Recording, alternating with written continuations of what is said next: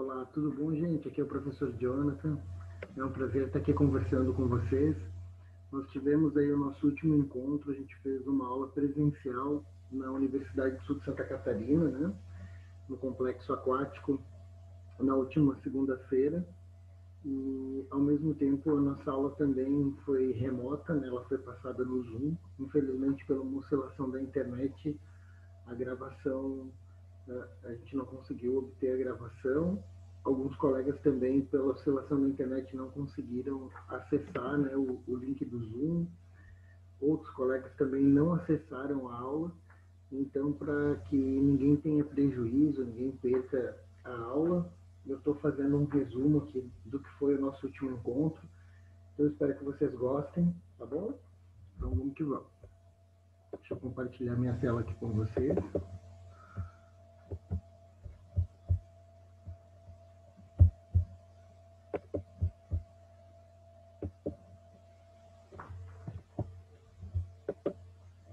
Bom, sejam bem-vindos, né, à nossa disciplina de radiografia e tomografia computadorizada nos traumas ósseos, né? Essa é a nossa aula 6. Aula passada a gente conversou com o professor Peter Kuhn, que é tecnólogo em radiologia, né? Ele deu a introdução à tomografia computadorizada. Hoje eu vou falar um pouquinho sobre a anatomia do tórax, né? Então, o objetivo de hoje é recapitular um pouquinho dos conceitos, o que é uma tomografia, quando que a gente utiliza essa tomografia, né? Nós vamos rever e relembrar aí os principais pontos anatômicos do crânio, principalmente, e do tórax. A gente vai identificar e relembrar as estruturas anatômicas e comparar com as imagens de tomografia. Então, antes de mais nada, vamos relembrar todo o começo de aula, né? A gente fala muito sobre o que é radiopaco, o que é radiotransparente, né? Então, toda vez que a gente usa essa terminologia radiopaco, a gente lembra das estruturas que elas vão aparecer na imagem com aumento de densidade, né? O que a gente chama de hiperdenso, que é um termo que a gente utiliza quando a gente está analisando uma tomografia, né? E a gente chama de radiotransparente ou radiolúcido. Na tomografia a gente vai usar uma outra terminologia que é hipodenso, ou seja, vai ter tons de cinza, vai ter um tom escuro, né? Então aqui a gente tem uma tabela para a gente poder mais ou menos comparar o que é radiopaco e o que é radiotransparente, ou melhor dizer, o que é hiperdenso e o que é hipodenso, né? Então o osso, por exemplo, numa tomada, a gente vai sempre visualizar as estruturas com a cor branca, então ele vai aparecer hiperdenso. O músculo, ele vai aparecer hipodenso, ele vai ter um tom de cinza. Até uma curiosidade, né, que o professor Peter comentou no nosso último encontro, é que o tomógrafo, porque em inúmeros canais, né, a gente consegue ver mais de 12 mil tipos de cinza, né? Mas o nosso olho só consegue identificar aí de 8 a 12 tons de cinza, né? Então, quando a gente está analisando lá o encéfalo, a gente tem as duas substâncias, né? A substância branca e a substância cinzenta. Então, a gente vai ter ali uma alteração nos tons, né? Então, a gente vai ter um cinza mais claro e um cinza mais escuro. Quando a gente observar aí o sangue, dependendo da ponderação que a gente está analisando, a gente pode enxergar ele hipodenso ou hiperdenso. Então, a escala de cinza, ela será branca se houver o contraste, né? Gordura, a gente vai sempre observar que ela é hipodensa, né? Então, ela vai ter um cinza escuro a preto. Então, isso também vai depender do programa, da ponderação que a gente está analisando. Pulmão, hipodenso, vai ter tons de cinza escuro a preto, né? O ar é o nosso contraste natural, também vai aparecer hipodenso, vai aparecer sempre preto, né? E água, hipodenso, vai ser um cinza médio. Então a gente vai ter escalas aí de cinza, ok?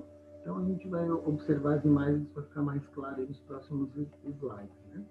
Então o professor Petri comentou na aula passada, né, que o tomógrafo ele foi desenvolvido aí em 68 por duas pessoas fantásticas, né, o Alan e o Gottfried. Ambos, eles estudavam, né, a questão da física, e o Alan, ele é engenheiro elétrico, né? E fechou essa parceria com o Guto e eles conseguiram fazer o primeiro aparelho de tomografia. Então a tomografia, gente, ela tem um conceito um pouco diferente do raio-x, né? Então a gente viu que o equipamento de raio-x, ele emite a radiação e a gente tem um aparelho que é uma ampola, né? Então, no momento em que o técnico ele dispara aquela quantidade de kV, vai transpassar pelo tecido até chegar num filme, e esse filme é sensível à radiação, a gente vai ter como se fosse um negativo, né? Na tomografia, na realidade, a gente tem cortes anatômicos e a imagem ela é computadorizada, né? Então a gente tem detectores aí e a gente viu na aula passada as diferenças, né, que nós temos de canais. Então, quanto mais moderno o tomógrafo, mais rápido e o maior número de imagens a gente consegue obter aí num período curto de tempo. Então, hoje um tomógrafo moderno, a gente viu que um segmento, em torno de 3 minutos, a gente consegue ter a visualização de um segmento no plano axial, no plano coronal, no plano sagital, né? Então é fantástico, né? A gente consegue ver as diferentes ponderações. Então aqui só para contextualizar, né? A gente tem aí à esquerda do nosso gráfico o paciente, né, no tomógrafo, ele está sendo submetido ao exame, né? Em contrapartida, numa câmara separada, a gente tem o tecnólogo em radiologia, o médico radiologista, né? Então existe um monitor onde o técnico ele vai segmentar e vai, através de um programa, escolher, né, o que ele vai querer visualizar. E o que acontece? No momento que o tomógrafo ele está processando essa imagem ela vai ser transformada em um dado, né? E qual é a vantagem disso? Né? A vantagem é que a tomografia, gente, em relação ao raio-x, é o exame da velocidade, né? Então ficou muito claro na apresentação passada que, por exemplo, se um paciente ele tem um TCE, um traumatismo crânioencefálico, provavelmente o médico que vai estar ali no pronto atendimento, ele não vai pedir um raio-x, né? É muito mais fácil de pedir uma tomografia computadorizada, porque ele vai conseguir ver as, as estruturas ósseas e as estruturas moles, né, de interesse. Então a gente vai conseguir visualizar numa tomografia se esse paciente teve um hematoma subdural, se teve um hematoma epidural, né, se teve alguma fratura, alguma lesão importante. E muitas vezes no raio-x a gente vai ter uma ênfase maior no tecido ósseo e se teve alguma repercussão a nível de encéfalo, muitas vezes isso vai ficar obscuro. Né? Então eu vou só adiantar aqui um pouquinho. Então, o que é importante a gente imaginar, né? A gente não tem só o raio-x e a tomografia, né, como opção de exames complementares. A gente tem a ultrassonografia, a gente tem a ressonância magnética, né? Mas qual é que é a vantagem e a desvantagem, né? Isso até a gente comentou também no nosso último encontro, né? No ultrassom, muitas vezes a gente vai conseguir observar mais a questão musculoesquelética, a gente vai conseguir analisar algum tipo de coleção, líquido ou alguma densidade diferente no tecido, né? Mas é um tipo de exame em que a imagem ela é muito pobre, né? Então, basicamente, quem vai entender, quem vai conseguir ver alguma coisa é justamente esse tecnólogo com o olho treinado, é o médico radiologista. Né? Nós fisioterapeutas, muitas vezes, por falta de conhecimento, né? Muitas vezes a gente vai ter que se basear justamente pelo diagnóstico ali do médico. Né? Já na ressonância magnética, ele é um exame fantástico, né? A gente vai ver isso no próximo eixo. A gente consegue ver as estruturas ósseas, a gente consegue ver estrutura vascular, a gente consegue ver tecidos moles, mas a ressonância magnética é um exame muito caro, é um exame que demora bastante, então muitas vezes a ressonância magnética, no caso de um trauma, no caso de uma urgência e emergência, não é um exame de primeira escolha, né? Lembrando os exames eles não têm uma hierarquia, né? Qual é o melhor ou qual é a hierarquia vai ser o valor. Não é bem isso que funciona. O que vai nos dá a opção de ser um ultrassom, de ser uma ressonância, de ser uma tomo, de ser um raio-x, é justamente o objetivo que a gente está pedindo esse exame complementar e a gente vai correlacionar ali com a estrutura que a gente quer visualizar, ok? Então aqui é só para a gente contextualizar um pouquinho, né? Tomografia de todos os exames que a gente pode ver, ela é o carro-chefe hoje, né? Porque ele é um exame coringa, né? Eu consigo ver tanto estrutura óssea quanto estruturas moles, né? Mas a tomografia também eu tenho que tomar um certo cuidado, né? Por quê? O tomógrafo, por ele ter duas ampolas, ele emite muito mais radiação, né? Então, no momento em que o médico ele solicita uma tomografia, ou muitas vezes o fisioterapeuta ele percebe que é necessário uma investigação mais profunda e a gente entra às vezes em contato com o médico do nosso paciente, a gente tem que pensar muito bem nas questões de justificativa desse exame, né? Por quê?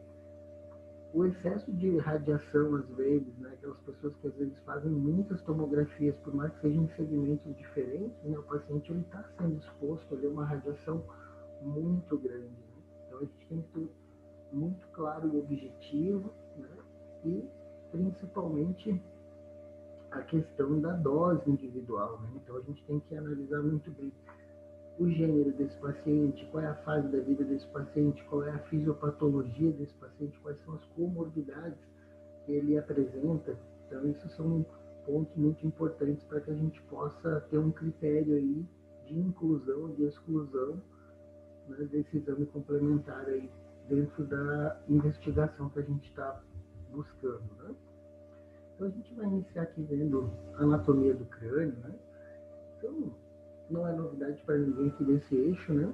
O crânio nada mais é do que um capacete ósseo, né? Então a gente tem uma vista anterior que eu acho bem bonita essa imagem, né? Essa imagem ela tem um corte coronal, se vocês observarem lá a parte posterior, o anatomista ele fez um deslocamento para o lado esquerdo, então a gente consegue ver ali o interior, né? Do crânio. Então a gente tem uma cavidade craniana, né? E o crânio, por ser aqui uma vista posterior, e o crânio ele é muito importante. Por quê?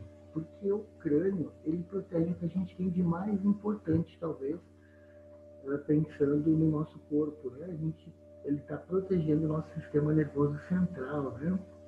Então, o nosso encéfalo, cérebro, tronco cefálico, cerebelo, né? O que a gente tem de mais precioso aí, esse capacete ósseo, ele está protegendo. E o crânio também tem uma característica, né? Ele está subdividido em ossos do neurocrânio e ossos do viscerocrânio, né? Então, você que está assistindo a aula, provavelmente é uma pessoa bonita, né? Então, provavelmente tem aí esses ossos aí do viscerocrânio, do rosto, da anatomia do rosto, da nossa identidade, é muito bonito. Já o professor aqui já é exótico, né? Então, vai mudar bastante. O que não muda, né? O que não muda são as estruturas. Então, essa imagem ela é muito interessante, porque a gente consegue analisar ali a parte mais íntima do crânio. Então, a gente consegue ver ali o encéfalo, né? A gente consegue ver o córtex frontal, o globo ocular, né? E a gente consegue ver a cavidade nasal, a gente consegue ver a cavidade oral, a gente consegue ver a vista interna ali da mandíbula, né? Consequentemente, tramado vascular e o nosso maior órgão, que é a pele. Eu acho muito bonita essa imagem, acho bem bacana. Então, agora só para a gente fazer um remainder aqui, né, de anatomia. Então, a principal função do nosso crânio é proteger o sistema nervoso central, lembrando também que o crânio ele possui aí alguns segmentos especiais, né, alguns órgãos e também meatos, né, forames, que vão nos auxiliar. Então a gente tem o meato acústico externo, né, que nos possibilita aí a audição. A gente tem o nariz, né, a gente tem a cavidade nasal, nós temos a cavidade oral, a boca, né. Então a gente tem esses órgãos especiais aí, essas aberturas, né. Então, olhando numa parte mais íntima, no corte sagital, a gente tem ali a parte mais superior que nós conhecemos como telencéfalo. E esse telencéfalo nada mais é do que o nosso cérebro, né? O cérebro está subdividido ali em lobos, né? E esses lobos levam o nome dos ossos que protegem. Então a gente tem ali o lobo frontal, o lobo parietal, o lobo occipital, o lobo temporal. Galerinha, o cérebro está dividido em dois hemisférios e ele está unido ali pelo corpo caloso, né? Também na região central, ali no diencéfalo, nós temos ali próximo do tálamo o tronco cefálico.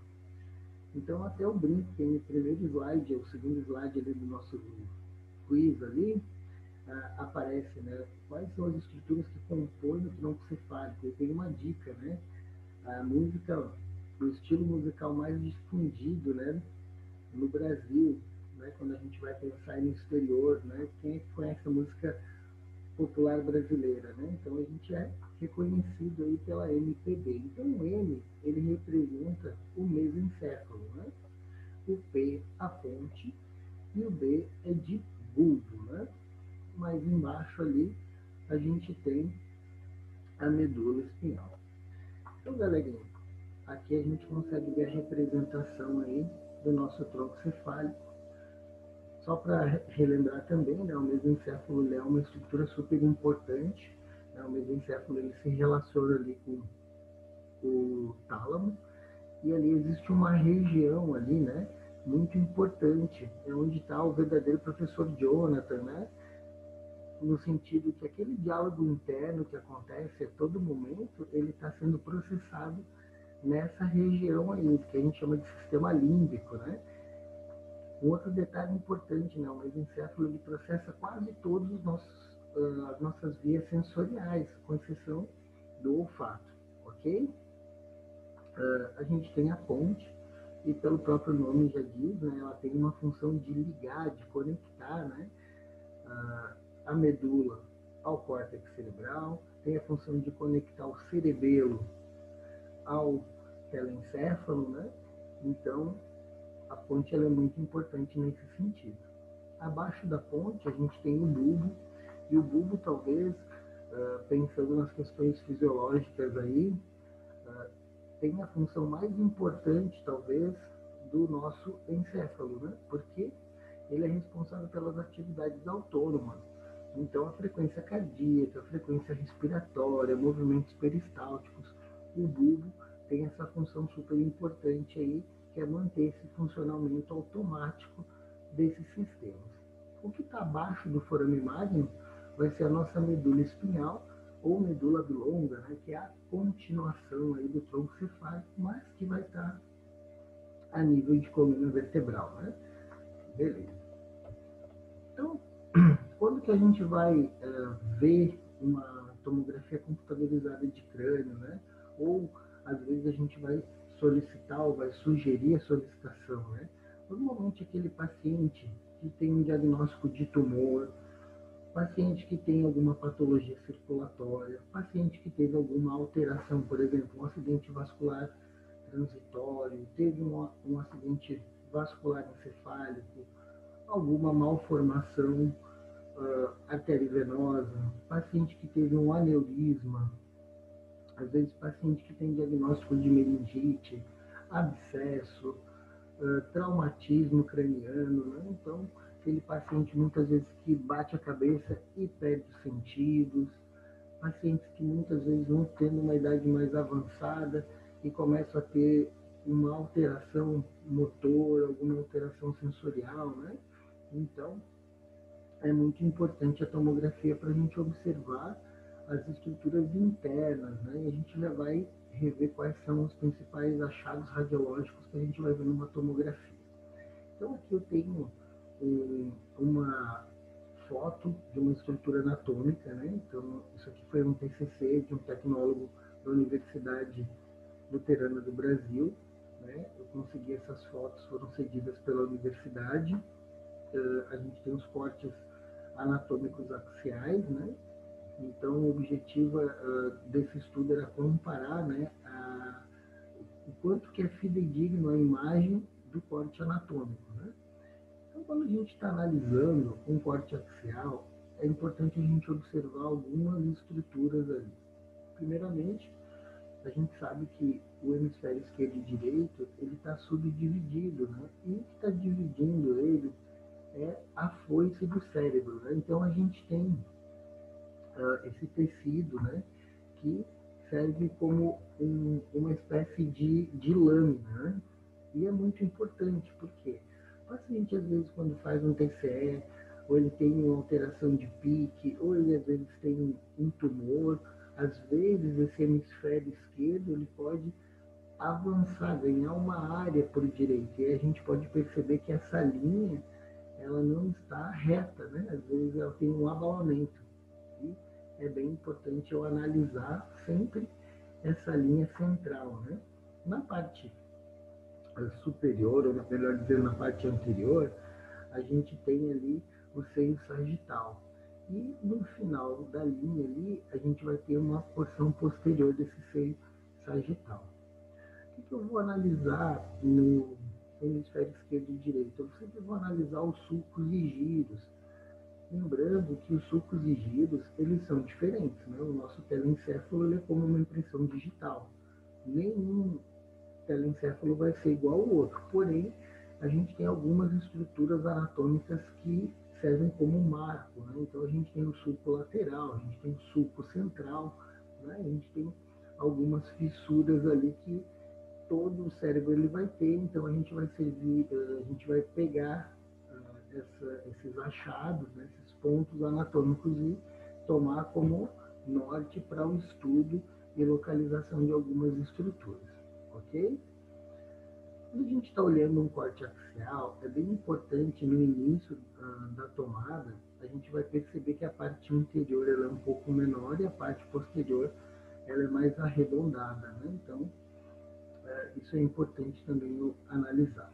Aqui a gente tem o corte anatômico e aqui a gente tem a ponderação aqui da tomografia, né? Então, o que eu consigo analisar aqui? De fora para dentro, eu consigo ver o escalpo, né? Que é nada mais é do que o tecido. Então, pode ver que ele tem um tom de cinza, né? Abaixo da pele, abaixo desse escalpo, a gente já tem ali a díploe, a gente tem estrutura óssea, né? Então a gente vê ali uma hiperdensidade, né? Então a gente observa essa estrutura branca. Na parte mais íntima, na parte mais interna, a gente já consegue ver o hemisfério cerebral direito e esquerdo. E o 4 ali está representando a foice do cérebro, né?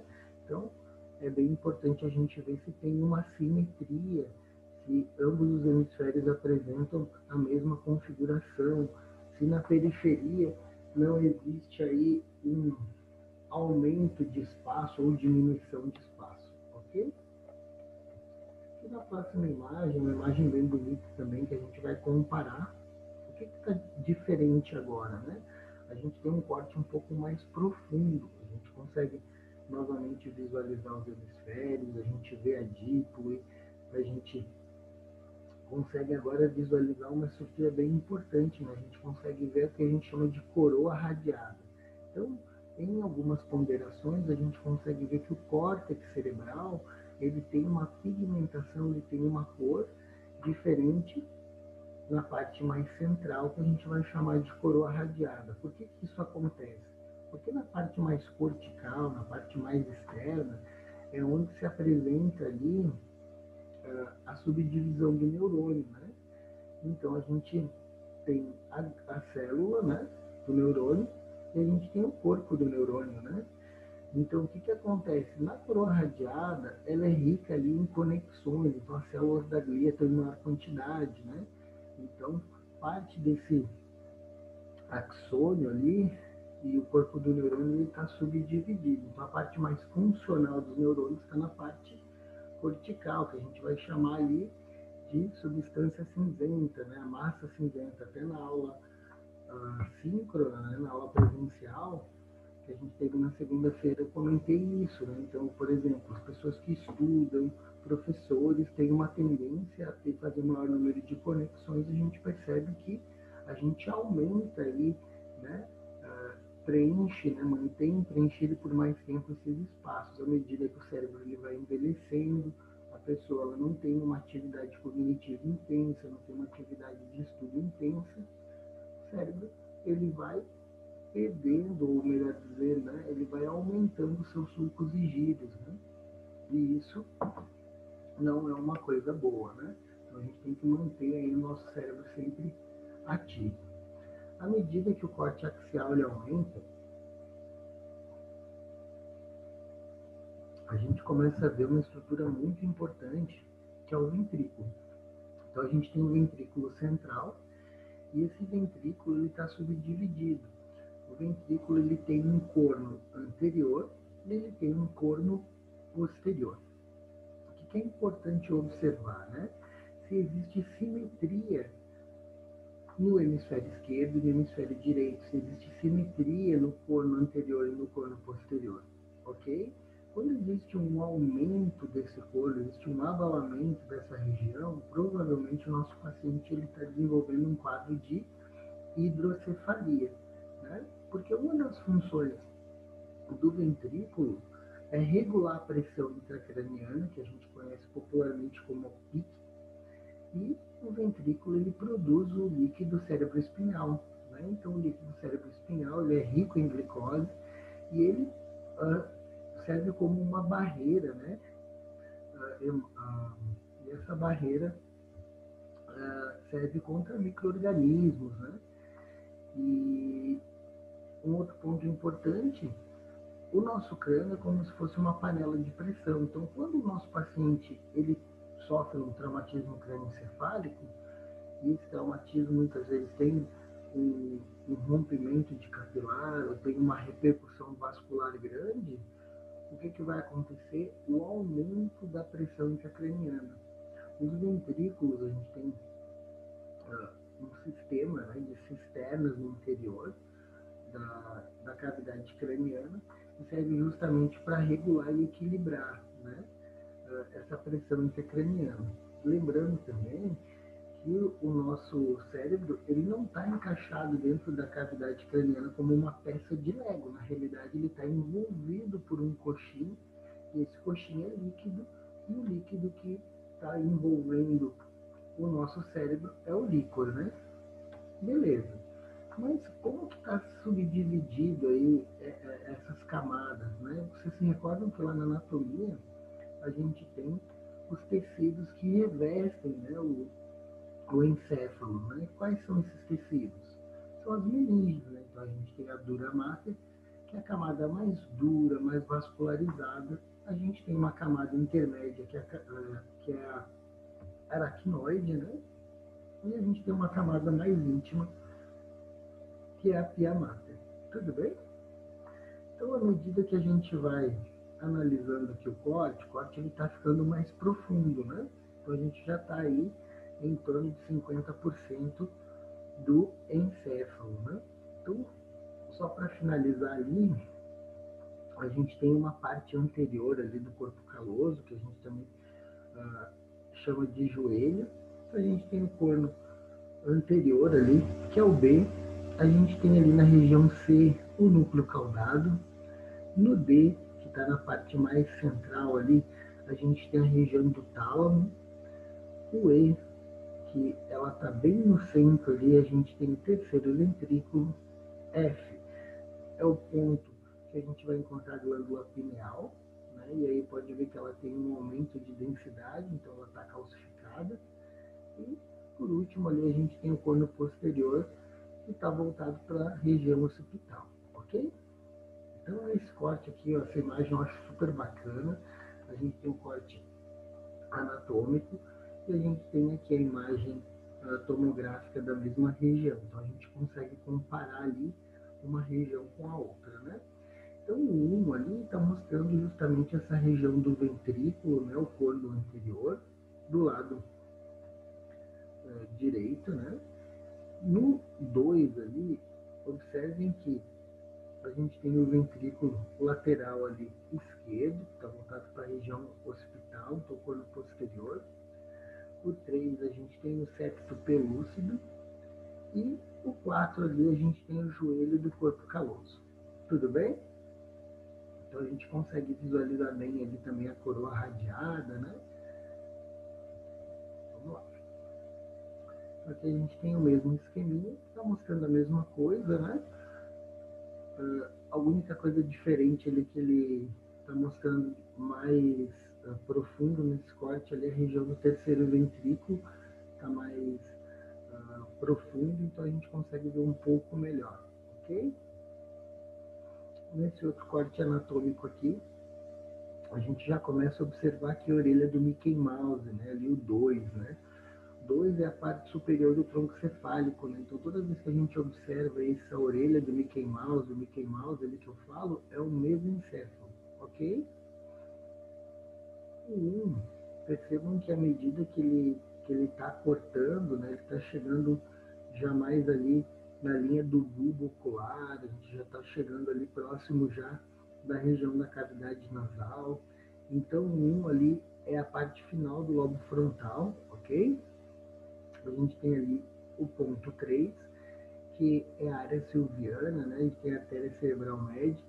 E o 4 já é o início ali, o comecinho do cerebelo, ok? Lembrando que o cerebelo ele está lá na parte posterior inferior, né, do occipital. Aqui a gente já tem um corte mais profundo, né? A nível de têmporas, a gente já consegue ver ali a cavidade nasal, a gente já consegue observar o etimoide, já consigo analisar ali o globo ocular, né? O que eu estou vendo agora de importante? Qual segmento que é importante agora ali, né? Então, toda vez que eu estou nessa linha dos olhos, eu tenho que lembrar que eu estou na linha temporal. Então, o que eu estou analisando ali na região 2 ali? Na região 2 eu estou vendo o que a gente chama de lobo temporal, ok? Então na tomografia ele está 2, na imagem anatômica ali o 2 fugiu, tá bom? Deixa eu só botar a setinha aqui para a gente visualizar. Então aqui a gente tem o lobo temporal. Quando esse corte ele vai ficando mais profundo, já vai aparecer ali o meato acústico externo e o meato acústico interno. Nada mais é do que o buraco do ouvido, né, gente? A grosso modo falando, né? Um outro ponto importante quando eu estou analisando uma tomografia é que conforme essa região ela vai ficando mais profunda, eu vou ver duas coisas. Uma delas é a carótida interna, né? Outro ponto importante, quando eu estou observando essa região, eu tenho que me lembrar que eu tenho um morcego, né? Em anatomia, quando a gente está estudando lá a parte de neuroanatomia, principalmente a parte de osteologia, é importante eu lembrar do esfenoide, né? Então, o esfenoide ele tem esse formato, né? Tem essa asa de morcego. E aqui no centro a gente tem a célula turca ou célula túrcica, né? Que ela é muito importante porque ela está protegendo, ancorando, envolvendo aí a nossa glândula mestra. O que é importante também lembrar? Que na parte central, nesse ponto aqui, eu já não estou mais vendo o mesencéfalo, né? Então, toda vez que eu já estou nessa área temporal, eu já estou vendo a continuação desse corte. Então, lembra lá da sigla MPB? Então, o 3 está representando a ponte, ok? E aquele ponto radiológico ali que eu estou vendo, né, essa abertura aqui é o quarto ventrículo. Aqui eu tenho a reconstituição aqui desse corte, né? O que é importante agora eu visualizar, né? Aqui eu tenho a cavidade nasal, tem septo nasal 2, eu tenho essa caverna aqui, né? Que vai ser o seio maxilar, né? Então eu consigo visualizar ali no 1. Na parte central aqui, na reconstituição da imagem, ficou uma linha aqui, mas o que é importante saber? Perdão. Quando a gente está visualizando nessa região que eu já estou observando ali o septo nasal, estou conseguindo ver já seios da face, essa região posterior aqui está mostrando para mim o que? A continuação do tronco cefálico. Só que agora ela está mais distal, então já está dando origem a partir desse ponto aqui ao bulbo, né? Quando que eu vou observar a medula bilonga ou a medula propriamente dita, abaixo do forame mágico? Tudo bem, gente? Claro que tem dezenas de estruturas, eu deixei para vocês lá no EVA um uma espécie de atlas de tomografia, né? Então, com as principais estruturas ali radiológicas, então vocês podem estudar e visualizar sempre que vocês quiserem ali, ok? Mas os principais pontos para a gente de importância é isso. Gente, vou mostrar para vocês algumas alterações que podem acontecer, né? Quando a gente está vendo uma tomografia computadorizada do tórax e quando a gente está vendo também uma tomografia computadorizada aí do crânio. Então, galerinha, o que é importante eu visualizar, né? Lembra que eu comentei que eu vou sempre analisar hemisfério esquerdo, hemisfério direito, né? Eu vou ver a questão desse sulco central, eu vou correlacionar se existe algum achado radiológico, né? Se tem alguma alteração de cor, se existe alguma massa, né? Então, nesse caso aqui, a gente tem um tumor cerebral, a gente tem um glioma, né? Então, a gente tem uma tomografia positiva, né? Sem meio de contraste, então a gente percebe ali onde tem aquela marcação que tem uma alteração de cor, existe uma massa ali, e aí na figura 53 a gente já tem um meio de contraste, mesmo paciente, então a gente já consegue ali observar essa alteração na pigmentação, ali a gente já consegue ter mais ou menos uma noção do tamanho desse tumor, aí, ok? Hematoma subdural. Então aquele paciente muitas vezes que faz um traumatismo crânioencefálico, ele pode apresentar algum tipo de hematoma.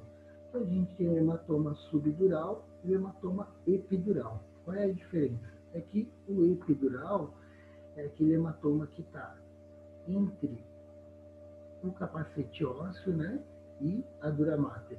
O subdural, ele já é aquele hematoma que ele está abaixo da dura mater. Ok? Então, essa aqui é a diferença ali, só para a gente relembrar a questão da anatomia. O que é importante eu visualizar nessa tomografia? Né? Que quando tem um hematoma, seja ele epidural ou subdural, a gente vai ter uma lesão do tipo lente. Né?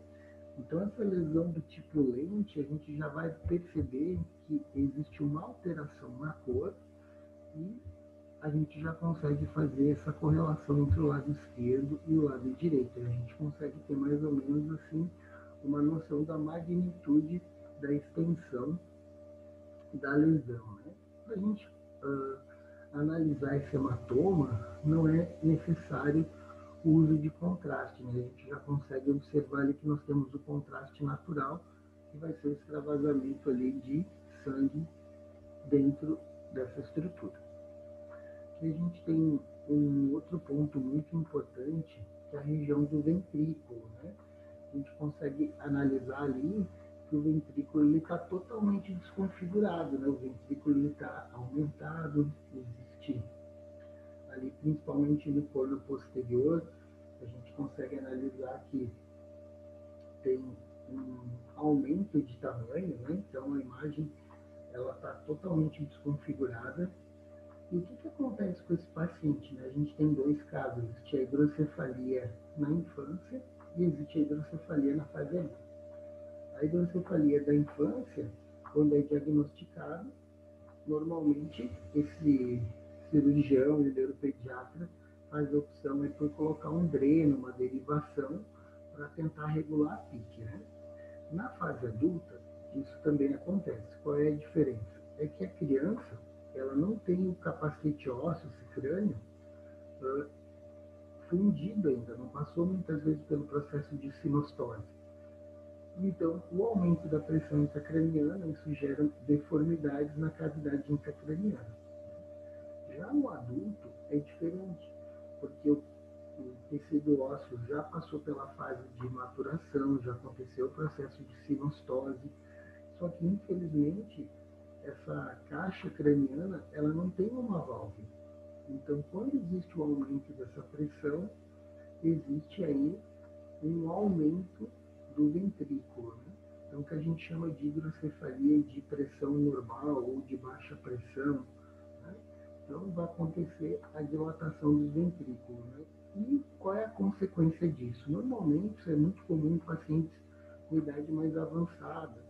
Então, normalmente, esse paciente ele tem alteração cognitiva, ele acaba tendo muitas vezes algum distúrbio de humor, ele começa a perder a coordenação motora, ele começa a ter dificuldade para deambular, ele começa a ter alteração no equilíbrio dinâmico, ele perde também a questão do controle do esfíncter, o paciente ele refere que tem vontade de ir ao banheiro, mas ele não consegue segurar, ou muitas vezes ele só percebe quando ele já está ali no processo de micção, de evacuação.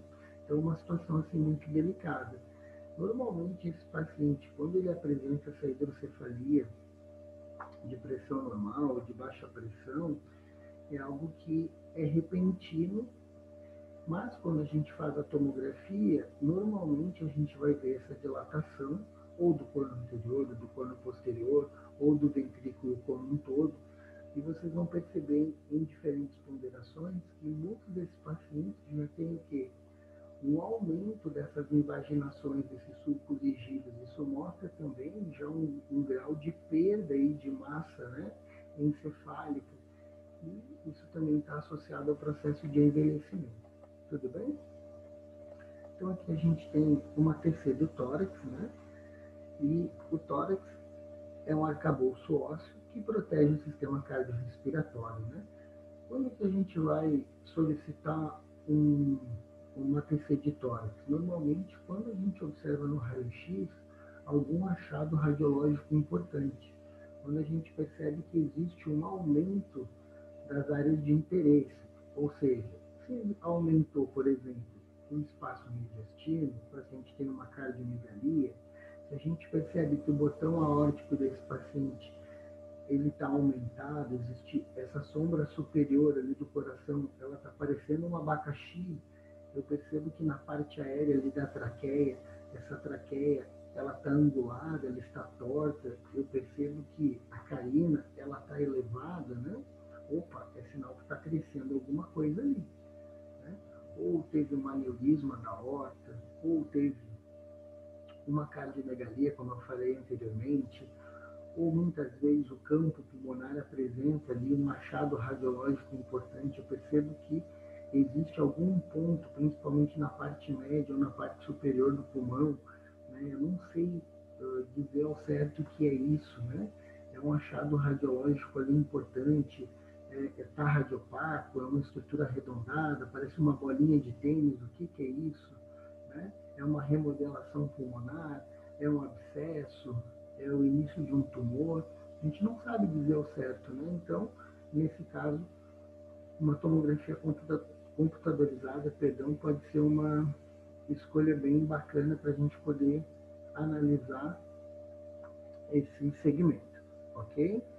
Então, assim como no raio-x, existe uma preparação do paciente, o paciente ele vai, nessa preparação, é feita uma série de perguntas que a gente viu na aula passada, né? Então, normalmente o paciente ele vai retirar todo tipo de material, seja óculos, aliança, correntinha, né? Tudo que tiver metal, né, e que for adorno, vai ser retirado desse paciente, ok? Então a gente tem alguns cortes axiais aqui, né? Quando a gente começa a ver um corte axial do tronco, é sempre importante, quando eu tenho uma imagem, olhar na parte superior esquerda, eu vou ter sempre uma imagem que a gente vai chamar de guia. Então aqui na nossa aula a gente consegue analisar aqui uma figura, né, de uma paciente, e a gente consegue ver ali um raio-x do tórax, né? E a gente consegue analisar ali nessa tomografia a linha onde está mais ou menos ali o ponto de marcação, ok? Eu vou só comentar algumas estruturas que a gente já viu lá no início na osteologia, no raio-x de tórax, e agora a gente vai comparar aqui com a tomografia. Então aqui a gente está vendo esse corte transversal, axial, né? Dividindo o corpo em parte superior e parte inferior. Então, tudo que tem aumento de densidade na tomografia vai aparecer radiopaco, vai aparecer branco. Então, tem que lembrar o seguinte: poxa, o que eu estou vendo ali no J? a primeira coisa, se fosse a primeira vez que eu estivesse vendo uma TC de tórax, eu vou ver uma estrutura que é familiar. Então, o que é familiar para a gente agora ali? A vértebra, né? Então, como eu já sei que ali é a vértebra, é a região do tórax, ficou fácil. O que tem na volta ali? Eu tenho esse arcabouço ósseo, que são as costelas. Na parte posterior, quem é que eu estou observando ali? Já o complexo do ombro, né? Eu já estou observando as estruturas ali que a gente conhece como escápula, né? Então a gente tem ali os acidentes ósseos no L e no M, né? Então eu já tenho ali o complexo do ombro, cabeça do húmero, né? Espinha cranial, acrômio. Então a gente tem esse complexo do ombro ali na parte posterior. O que eu estou observando ali na parte mais central da imagem ali, que eu percebo que tem uma hipodensidade, né? O que está aqui? Radiolúcido, né? Radiotransparente. Então lembra que a gente comentou na aula passada que o ar é um contraste natural, então aqui já está aparecendo o ápice do pulmão, né? E que buraco é esse que está aqui na parte anterior, né? Que a gente tem representado aqui pela letra C? A gente tem a traqueia. Então, à medida que a gente vai fatiando aqui, que a gente vai cortando, o que a gente começa a observar de diferente, né? A gente já começa a analisar que nesse corte o campo pulmonar ele já está maior, né? Eu já consigo ver um pouco mais definido ali a parte posterior da escápula, já consigo visualizar um pouco melhor ali as margens, que são as costelas, né? A gente tem todo esse tecido que está revestindo o tórax, né? Então, que são os músculos, mas a minha área de maior interesse nesse momento é o que está dentro da cavidade torácica, que são os pulmões e o coração. Nesse corte aqui, a gente já consegue observar as artérias e veias, né? Então, a gente já consegue analisar esse entroncamento de vasos que estão adentrando o coração, né? A gente percebe que a traqueia ela aumentou um pouco mais de tamanho e a gente tem na parte posterior da traqueia o esôfago, né? Que é um órgão muscular delgado, né? E que ele está intimamente ligado com a traqueia, né? 2/3 da traqueia é fibrocartilaginoso e esse 1/3 nada mais é do que a parte posterior que está se conectando com o esôfago, né? Então são órgãos que são parceiros, estão intimamente ligados. Eu até comentei na aula passada que muitas vezes quando a gente está com pressa, às vezes acaba comendo, né, ou botando na cavidade oral um volume muito grande de bolo alimentar, quando a gente acaba deglutindo, às vezes isso tem uma repercussão a nível traqueal, né? Então a gente sente aquela dor, aquele desconforto na hora de deglutir, justamente por essa intimidade entre os dois órgãos, ok? À medida que o corte vai ficando mais profundo, a gente já começa a observar que o coração ali, a parte do mediastino, ele mais uma vez mudou a sua configuração, né? E por que está mudando a configuração? Porque a gente está observando ali alguns vasos importantes, né? Então ali no A a gente tem a veia cava superior, no B a gente tem entroncamento aórtico ali, a aorta descendente, né? A gente consegue mais uma vez ali visualizar a traqueia, percebam que ela já está ficando um pouquinho maior, né? A gente consegue analisar ali no F a aorta descendente, no G a gente continua vendo ali as vértebras torácicas, né? E lá na parte anterior a gente tem o externo, ok?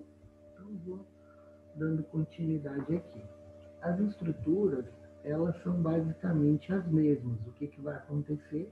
A gente consegue visualizar agora de forma mais bonita, mais generosa, as artérias pulmonares, né? Então a gente consegue ver ali no D e no J a artéria pulmonar direita e esquerda.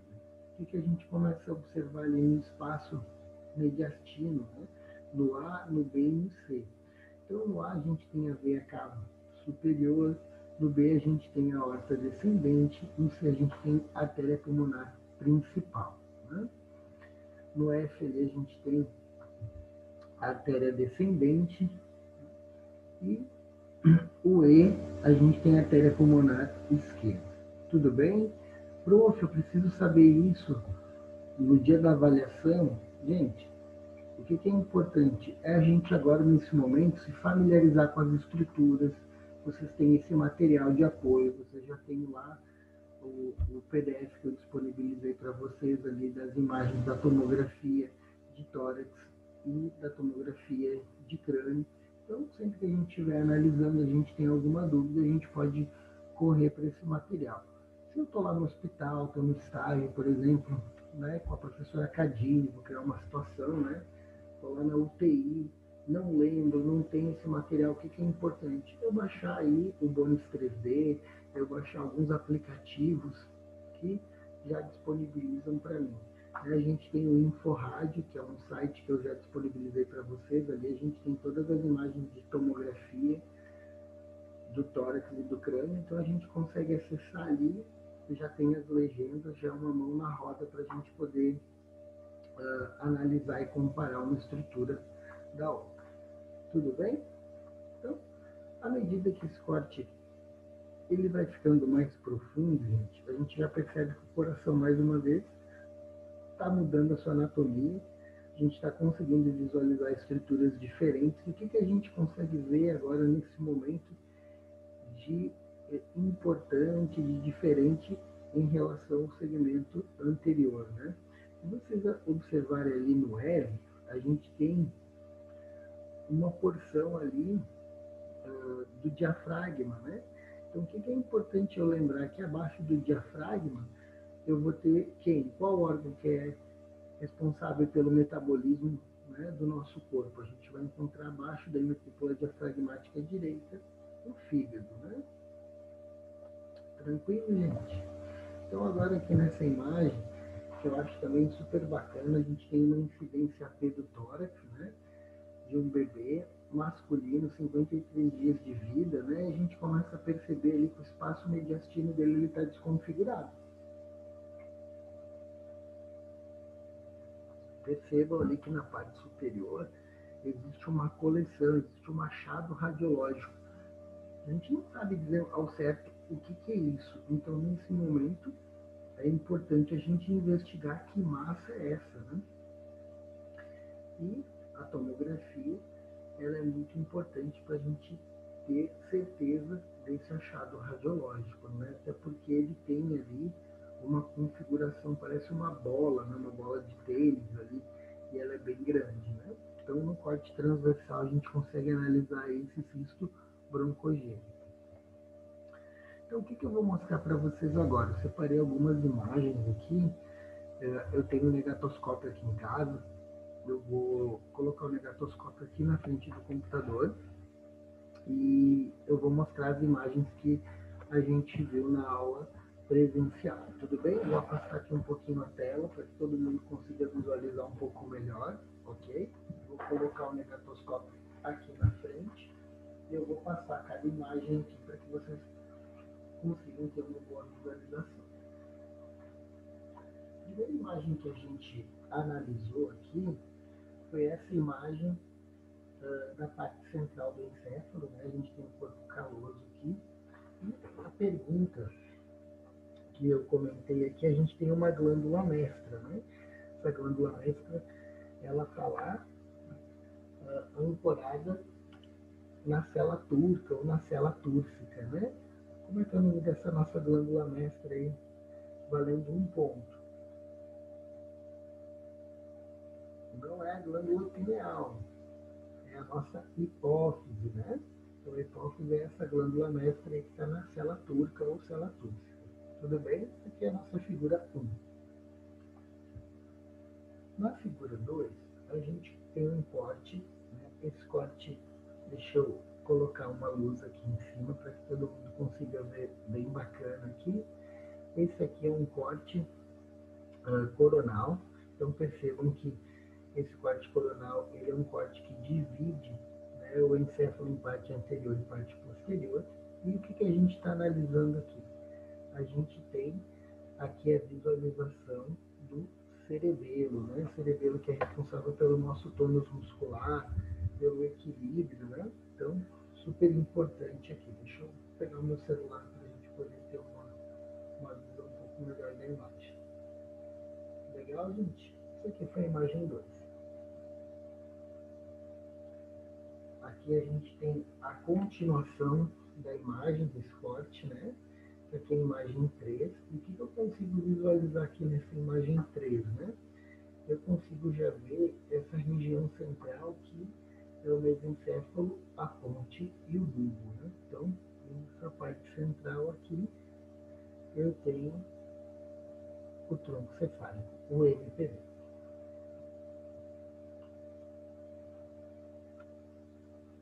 O 4, a gente tem um corte transversal, né, gente? Uma imagem super bonita, né? Nessa imagem super bonita, eu consigo ver aqui a coroa radiada.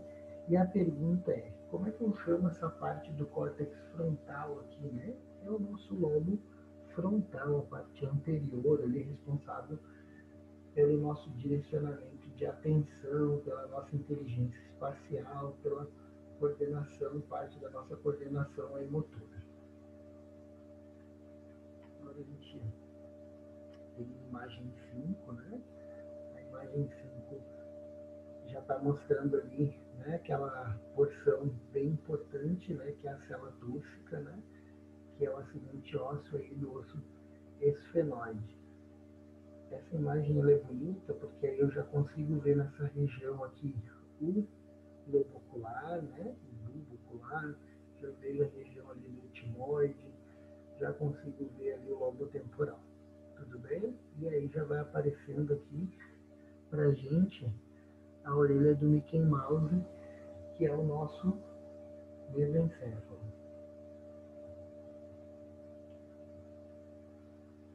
6. A gente tem aqui o ventrículo, né, central. Então, a gente vai sempre analisar aqui o corno anterior, o corno posterior, né? E a função do ventrículo central é controlar a pressão intracraniana e produzir líquido. 7. 7 a gente tem aqui uma imagem, né, da região toracolombar, né? Então a gente tem a região lombar ali. E o que é importante a gente lembrar, né? Que a medula espinhal ela vai terminar entre L1 e L2. Né? E a pergunta aqui dessa imagem é a seguinte, né? Aonde que está localizada essa região do cone medular, né? É L1 e L2, ok? 8. No 8, mais uma vez, a gente tem um corte.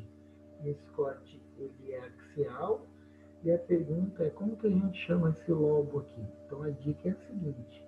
Estou observando a imagem e eu estou observando o globo ocular. Ali só pode ser o lobo temporal. Aqui na parte posterior, mais uma vez um corte transversal, né? Então a pergunta é como é que é o nome desse lobo ali. Então esse aqui vai ser o lobo occipital, responsável pelo processamento aí da visão, ok? Nesse corte sagital, a gente tem ali a medula abilonga ou a medula espinhal, né? Então está abaixo do forame magno. Então, de imagem 10, a gente consegue ver aqui a região da medula espinhal, ok?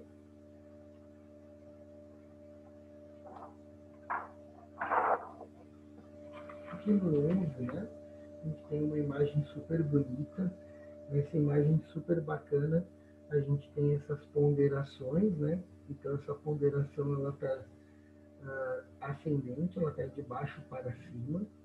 E o ponto que eu quero saber aqui, o que, que eu tenho aqui nessa região entre os olhos aqui, né? Eu vou ter o etimoide, né? Então deixa eu chegar mais próximo aqui para todo mundo visualizar legal, ok? Então a gente tem aqui o etimoide.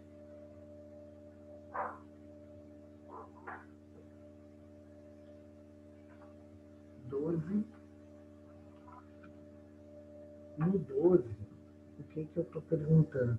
Né? Eu quero saber como é que é o nome desse forame aqui que a gente encontra, é o maior forame do osso occipital. Ele é tão importante que a Kibon até batizou esse buraco, esse forame, com o nome de um sorvete, né?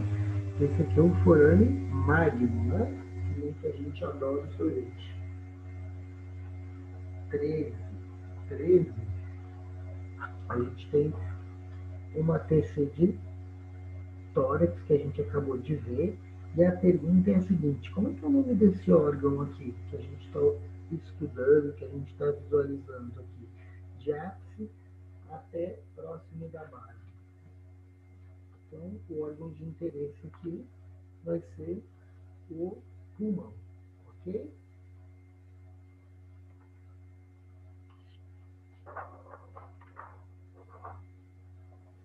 14. 14 é um raio-x de tórax. E o 14 ele tem duas perguntas, né? A primeira pergunta é qual é o nome dessa articulação, a principal articulação do ombro ali, a articulação glenomeral.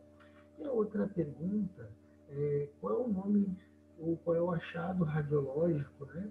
Ou qual é o nome desse dispositivo aqui. Então percebam que é um MCP, né? É um marca-passo cardíaco. 14.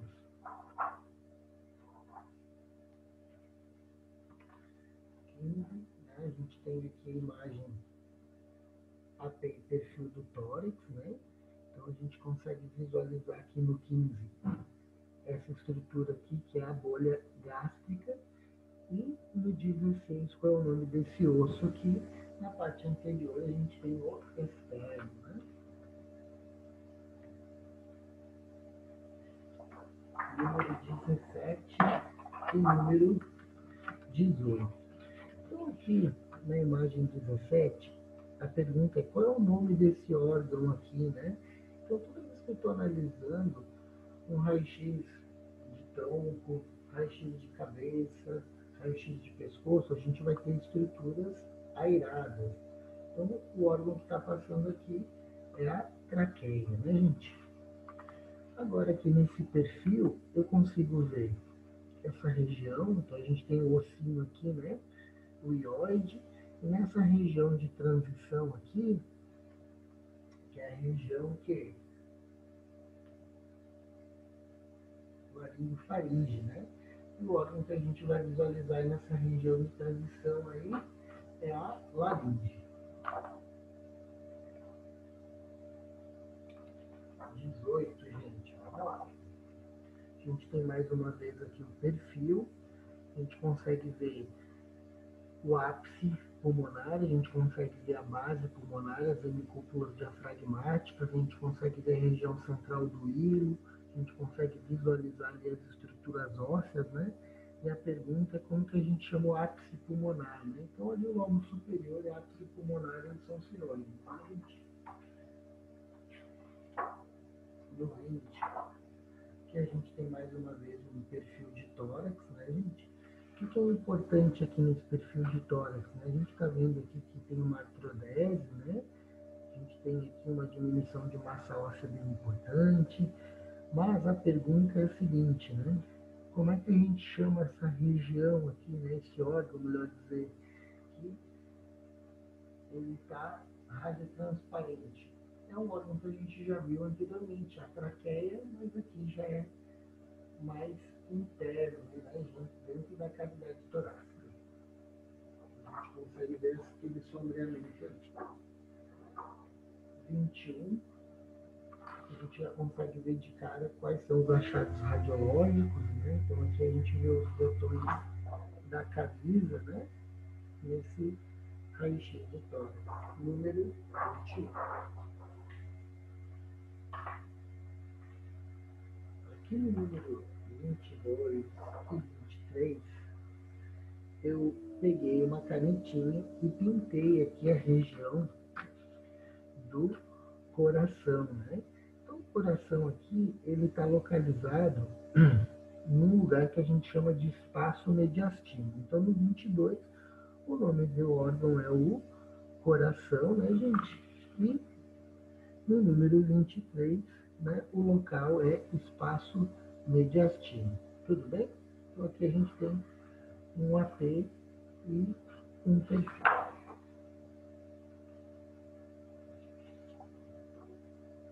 No número 24, né, mais uma vez aqui raio-x de tórax, né, a gente consegue ver aqui bem configurado a bolha gástrica e aqui no 25 a gente consegue ver aqui os músculos diafragma, né? Então, um dos músculos principais responsáveis pela respiração junto com os intercostais, né? Aqui a gente tem um raio-x bem interessante, né, gente? Porque ele tem alguns artefatos, ó, percebam que o raio-x ele tem uma correntinha, né? O paciente não foi orientado ou não tirou essa correntinha, né? Mas a pergunta é a seguinte, aqui a gente tem várias perguntas. No número 26, a gente está observando essa curvinha aqui. Como é que a gente chama essa curvinha aqui? Né?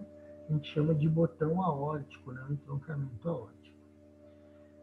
No número 27, a pergunta é aqui. Eu passei um canetão, deixa eu ver se vocês conseguem visualizar um pouco melhor aqui. Ó. Percebam que eu passei uma canetinha branca, né? E aqui a pergunta é como é que é o nome dessa região, né?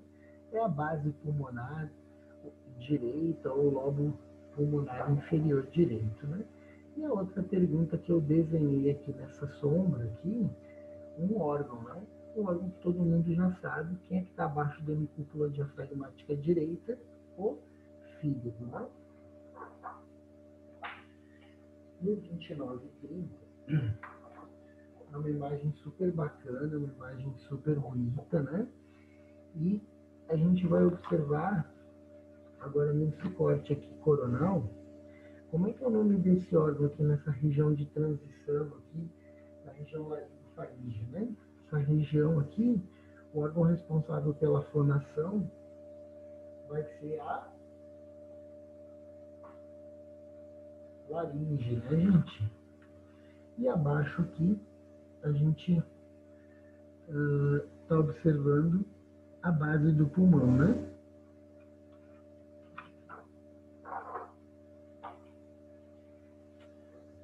Esse corte transversal aqui, a pergunta é qual é o nome dessa estrutura óssea, né?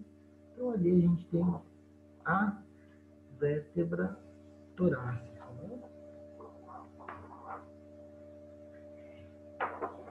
32, mais uma vez aqui o marcapasso cardíaco, né? Um quadro aqui de aumento da câmara cardíaca, né? Então uma cardiomegalia, né? Aquele paciente com coração grande. Aqui nesse corte transversal, a pergunta é a seguinte, né? O que é essa coleção aqui? O que a gente está observando? Essa bolinha escura que tem ar dentro? Só pode ser um órgão, só que esse órgão a gente já viu. É a traqueia, né, gente? Então, a gente viu a traqueia já numa imagem AP, numa imagem perfil, agora a gente está vendo aqui no corte transversal axial. 34 mais embaixo, a gente começa a ver aqui, né, parte do coração, parte do camado vascular, e aí a gente tem essa região aqui, ó. O que é essa estrutura aqui? Percebam que ela é preta, então ela tem ar. Né? Então a gente tem aqui uma estrutura que é a continuação, né? Então, da traqueia. Então a traqueia ela tem uma bifurcação que é a carina e ela dá origem aos brônquios fontes na esquerda e direita, no nosso bronco central ou principal, tá bom? E ali ela vai dar origem ao bronco lobar, segmentar e assim por diante, né? Aqui mais uma vez, né, um corte transversal e os dois órgãos de interesse, né, a gente tem aqui os pulmões, né, na parte central, o coração.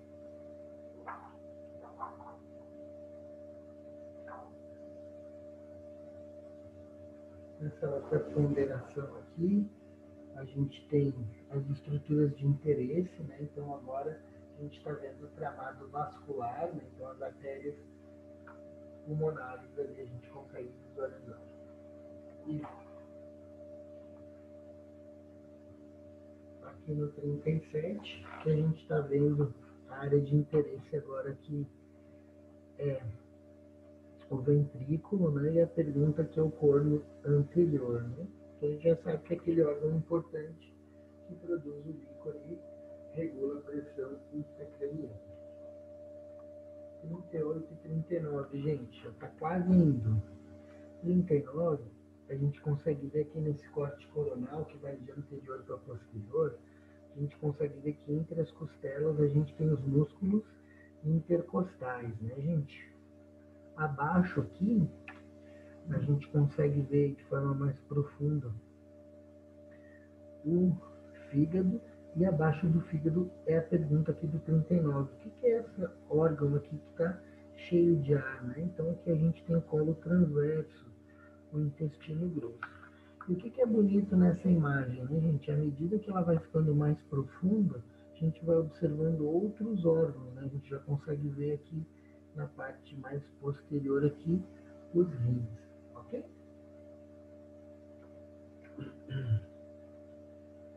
Aqui 40, né?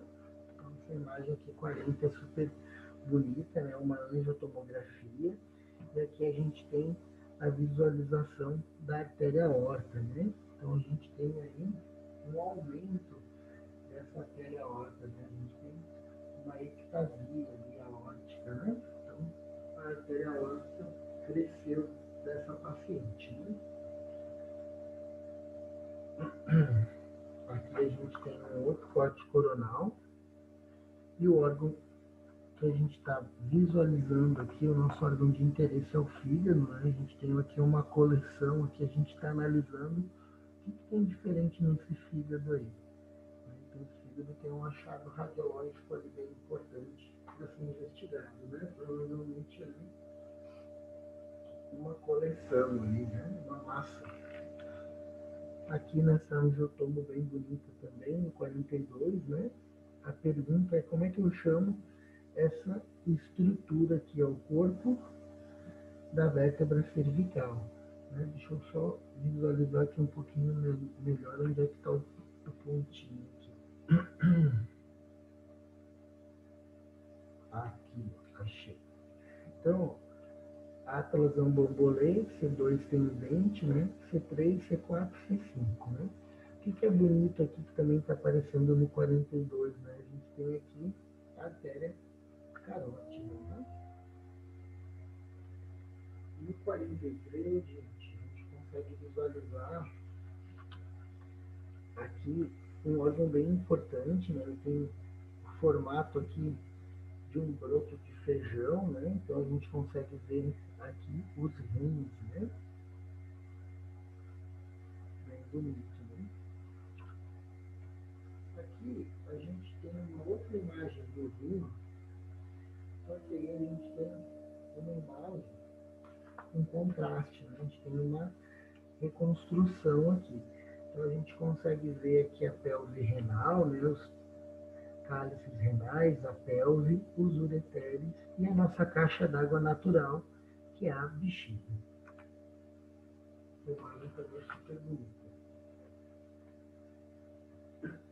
45, 46 e 47. Né? Então aqui nesse corte sagital, a gente consegue ver aqui no 45 o externo, né? Protegendo aqui os pulmões. No 46, a minha área de interesse, ela está aqui, ó, que é o cerebelo, está lá na parte posterior inferior da cavidade craniana. E o 47, perdão, é que eu me confundi. O 47 é que está em rosinha aqui, talvez em casa, eu não sei se vocês vão conseguir ver muito bem, mas é o 47 é o cerebelo. E em verdinho, agora eu consegui ver um pouquinho melhor, perdão. Deixa eu ver se vocês conseguem visualizar melhor em casa. A medula espinhal, abaixo do forame magno, né? Continuidade aqui. Tudo bem?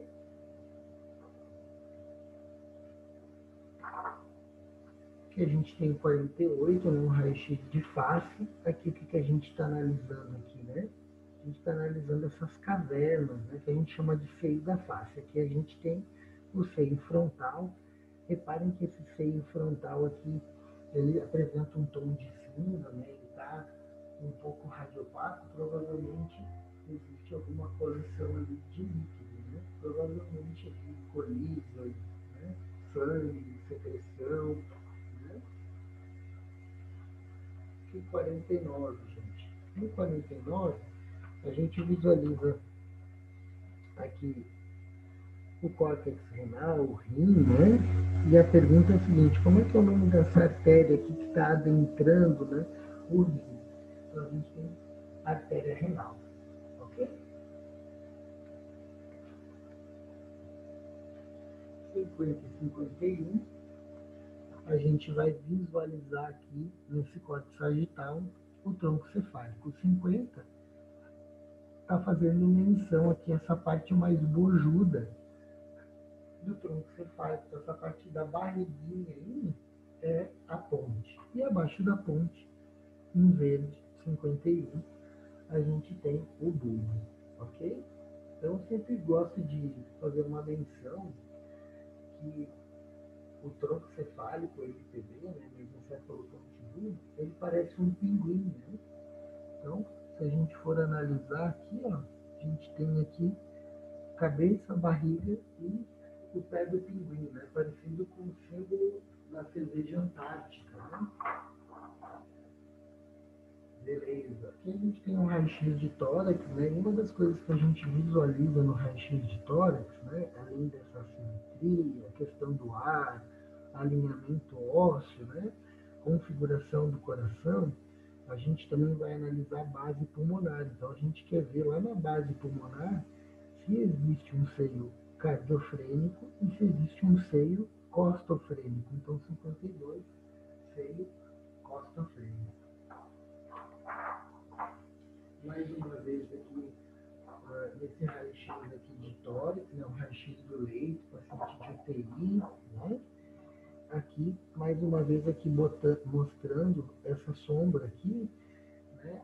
A gente quer saber do botão aórtico, né? Então tem um aumento ali desse botão aórtico. Outro ponto interessante nesse raio-x de tórax é que esse raio-x de tórax, a gente consegue ver os eletrodos ali, né, monitorando o paciente. E é um paciente cardiopata, fez cirurgia, né, a gente consegue ver aqui o fio de Kirchner, né. Então o paciente foi suturado ali, foi feita uma cirurgia cardíaca desse paciente, né. Aqui o número 54, né, gente? No número 54 a gente consegue ver aqui um aumento dessa sombra, né? Isso aqui nada mais é do que a mama da paciente, né? Então a gente tem essa sombra mamária, né? Que é bem evidenciada aqui nessa imagem. Então, a mama da paciente, né? Claro que o raio-x não é o exame ideal para a gente analisar e estudar a mama, né? A mamografia ou ultrassom, né, gente? Mas ali é só porque a gente tem um aumento de densidade, tipo, pelo tamanho da mama. Às vezes essa mama pode ter uma prótese, isso tudo vai aumentar a área de densidade, né? Vai ficar mais radiopaco. Aqui a pergunta é: o que a gente está vendo nesse raio-x, né? Como que você lê esse raio-x? Né? Então lá na nossa aula presencial, na nossa aula remota, Vivian, Rafa, comentaram que existe aqui um velamento da base, né? Provavelmente o paciente está apresentando uma telectasia, né? O pessoal achou que existe aqui um remodelamento aqui nessa parte média, né? Possíveis infiltrados, né? A gente não tem história clínica dessa paciente, então não dá para a gente correlacionar muito. Mas o que fica muito evidente é que a gente não consegue observar as bases pulmonares, a gente não configura o seio costofrênico, né? E o seio cardiofrênico, né? Então, provavelmente o paciente com uma atelectasia. 56, né? A gente tem aqui a imagem que a gente vai usar como base, que a gente tem as ponderações, né? E a minha pergunta, ela está relacionada a esses dois pontos inferiores aqui, né? São essas duas estruturas aqui no corte transversal axial. Aqui o nome desse órgão vai ser o rim, que a gente já viu em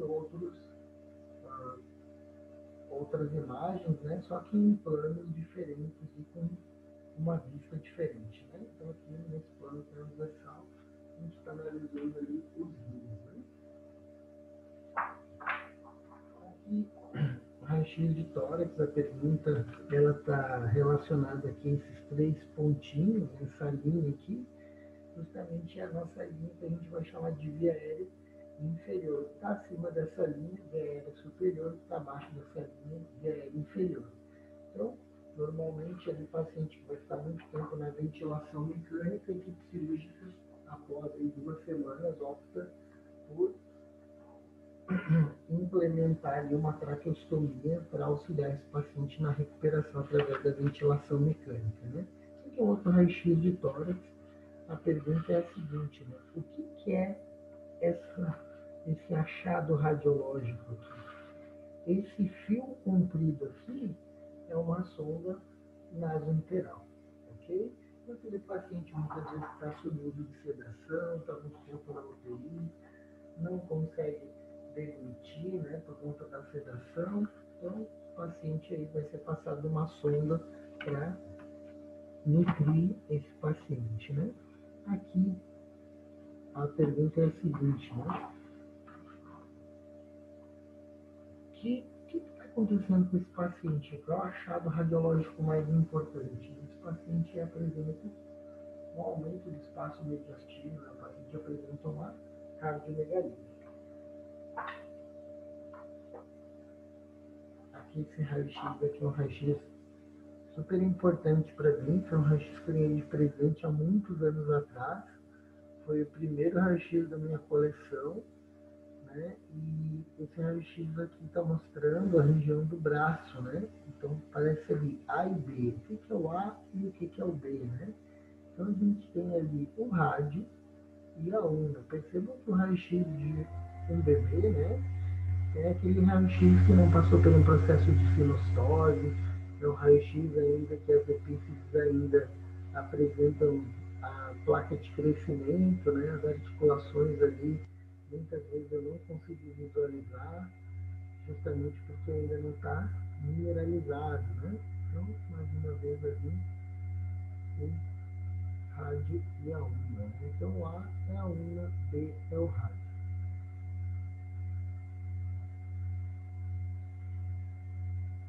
Aqui 61, raio-x odontológico, né? Pergunta aqui o que a rainha usa na cabeça, né? Estão fazendo uma relação aí com a anatomia do dente, né? Então a parte mais externa do dente vai ser a coroa, né? E a parte mais íntima vai ser a raiz. Isso que a gente vai sempre analisar aí no raio-x odontológico, né? Como é que está a anatomia do dente. 62, né? Que a gente tem uma imagem panorâmica, né? Essa imagem panorâmica super bonita. Então, 62 está fazendo uma menção aqui à mandíbula, né? Arcada dentária inferior. 63 a gente tem a maxila, o maxilar, né? A gente tem a arcada superior e aí o pontinho de referência que é o incisivo central, né? E o 67 está fazendo referência lá ao molar. Tudo bem?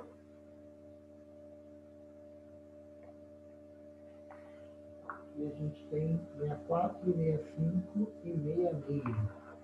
Então aqui a gente consegue ver de uma forma mais generosa uma estrutura que já caiu hoje, que é o número 64, que é a continuação aqui do bulbo, né? Então aqui a gente tem a medula espinhal. No 65 a gente tem o bulbo, até tem a dica aqui do B, né? E o 66 está fazendo aqui a menção a quem? O que é esse quadradinho? É o corpo da vértebra, ok? Então ali T2. T2, perdão. Mais uma vez, uma outra imagem, tá? Do tórax, justamente para a gente ver a articulação glenumeral, que é um dos pontos que a gente está pedindo. E aqui na 69, aqui, na parte, nesse perfil, na parte posterior, a gente tem a escápula, né? A gente sabe que a região que a gente chama de articulação escapulotorácica, né? Então aqui é bem bacana essa imagem, né? No 70, a gente tem aqui raio-x da face, né?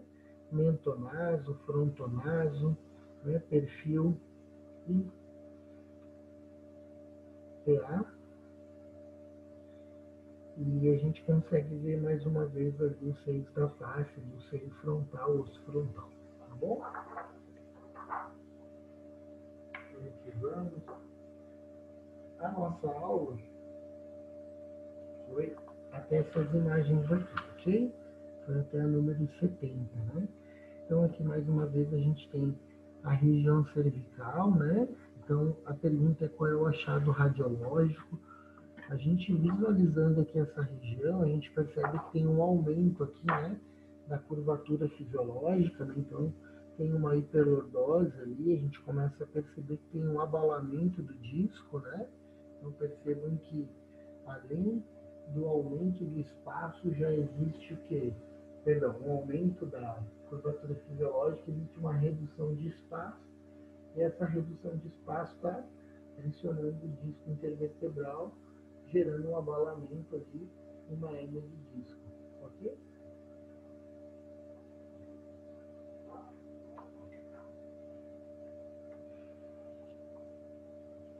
Eu vou passar aqui as outras imagens que a gente viu na nossa aula, deixa eu só selecionar aqui. Então, a gente viu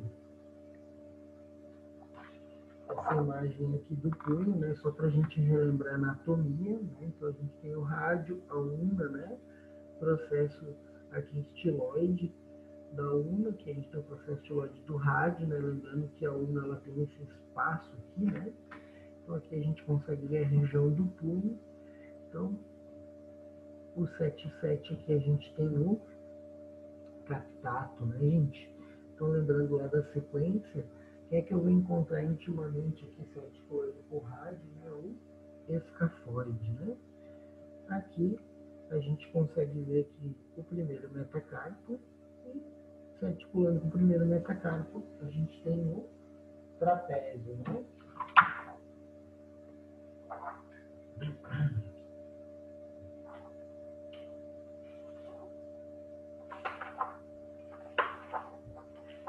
Só um minutinho, gente, já estamos no finalzinho. Beleza, já achei aqui as estruturas que eu quero mostrar para a gente finalizar aqui o nosso encontro.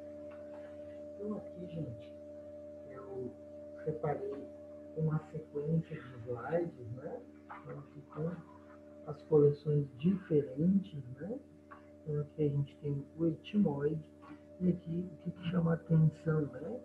É o ventrículo que está super desconfigurado, né? O ventrículo que está aumentado. A gente vai chamar de... O paciente tem esse ventrículo está aumentado, né? Qual é o diagnóstico dele? Então, ele tem uma dilatação aqui do ventrículo central, né? Então, essa dilatação está enorme. Provavelmente, esse paciente aí, ele tem o quê? Tem uma hidrocefalia, né, gente? Então, aqui o corte coronal, mesmo paciente, mesmo segmento, né? A gente percebe que tem assimetrias ali, né? Aquele paciente que, infelizmente, vai ter uma alteração ali importante, né? Então, aqui a gente tem uma radiografia da mão, a gente tem aqui uma subluxação aqui da mão, consigo visualizar bem bonito aqui no 68 o ossinho que é o trapézio, e aqui o 98 já com uma diminuição bem importante de massa óssea aqui, a terceira falange distal, né? E o 89 aqui, normalmente a gente sempre vai observar que existe ali um aumento de densidade, né, que é o âmago do amato, aquele ganchinho, né? Deixa eu mostrar para vocês. Aí de casa, a estrutura. Tudo bem? Vamos lá. Agora, as duas imagens aqui para a gente encerrar, né? Só para curiosidade, que a gente tem uma artrodese aqui da coluna lombar, mais uma vez ali a bolha gástrica, né? Nos assombrando, né, gente? Então, a gente tem ali alguns clipes cirúrgicos também, né? No paciente, associado ali à artrodese. E por último, é o menos importante, era uma pergunta, né? Como que a gente deve solicitar um raio-x de tórax, né? Eu comentei em outras aulas, toda vez que a gente vai solicitar um raio-x de tórax, a gente deve sempre solicitar duas incidências, né? AP e perfil. E se for um segmento, né, que não seja o tórax, seja um segmento diferente, né, a gente também deve buscar sempre duas imagens, duas incidências diferentes, né, para a gente poder comparar. Ok, galera? Espero que vocês tenham gostado aí desse resumo da aula de segunda-feira. Qualquer dúvida eu estou à disposição. Tudo bem? Lembrando que o nosso próximo encontro é a nossa avaliação. Eu vou estar falando no EVA como que vai funcionar, tá bom? Então, bom estudo a todos aí. Só lembrando o seguinte, sobre a solicitação do raio-x de tórax, né? Além de eu pedir as duas incidências, no exercício que a gente fez, né, era como eu escrevo, né? Então, o que eu vou fazer? Eu vou pegar o nome do paciente, vamos imaginar que é o seu Raul, né? Seu Raul Teixeira, né? Então, eu vou pegar lá a guia, seja uma guia da Unimed, por exemplo, e já tem ali as caixas onde eu vou digitar ou eu vou escrever, vou colocar o nome completo do paciente, número de registro, número da carteirinha, e na parte central eu vou colocar, né? Solicito exame radiológico de, aí qual segmento que eu quero, tórax. E aí eu vou colocar incidência, AP e perfil. Prof, eu posso pedir incidência AP, PA e perfil? Posso, mas eu tenho que saber o porquê que eu quero ver a incidência AP, porque eu quero ver a incidência em perfil, porque eu quero ver a incidência em PA. Isso é importante eu ter essa noção. Às vezes eu posso ter alguma dúvida, eu quero ver um determinado segmento. Às vezes eu preciso de uma imagem especial. Eu preciso que essa imagem daquele segmento tenha que ser angulada. Então aí é o momento que eu ligo para o setor de radiologia, por exemplo, e converso com o professor Peter. Então, professor Peter, eu queria ver a parte interna desse segmento, a parte externa desse segmento. É possível fazer? Como que dá para fazer? Às vezes a gente tem as incidências especiais. Então, o tecnólogo e o médico radiologista são os nossos melhores amigos, né? Nesse quesito. Então, a gente passa um fio ali, a gente pode trocar uma ideia, pode se informar. Muitas vezes até eles podem sugerir outros exames complementares, né? Então, além do raio-x, talvez um ultrassom, às vezes faz uma opção por uma tomo, faz uma opção por uma ressonância magnética e assim por diante, né? Então, a gente sempre tem que correlacionar o exame com a fisiopatologia e avaliar o paciente. Tá bom, gente? Até a próxima aí, grande abraço. Tchau, tchau.